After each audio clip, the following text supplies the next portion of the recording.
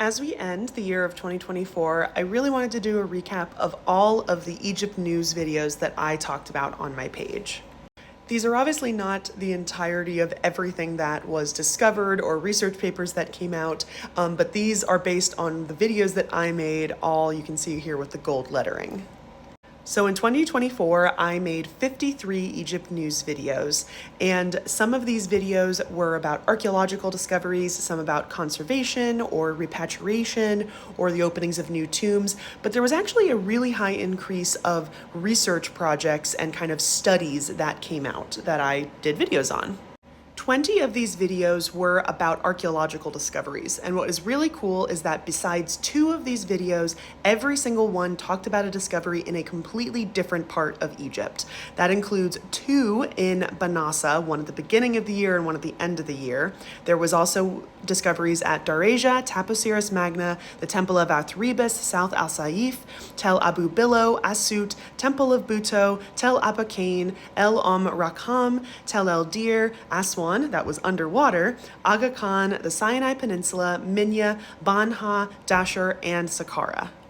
I only made one video about a conservation effort, which was at the Edfu Temple, but to be honest, there were a ton of conservation efforts last year, so I don't doubt that they've kind of taken a pause on that. And there have been actually 2 new tombs opened, at least according to the videos that I've made, both in Luxor. One is the tomb of Neferhotep, and one is the tomb of Piu Mer. Almost 50 objects were repatriated back to Egypt from a variety of countries. Again, these are only the ones that I reported on. There probably were a couple more, but the ones that I reported on came from the Netherlands, the USA in Boston, specifically the MFA in Boston, Switzerland, and then the recent video I posted about the University of Cork in Ireland. I was really surprised about how many research papers and studies I ended up doing videos on, and that got a pretty good reception from y'all.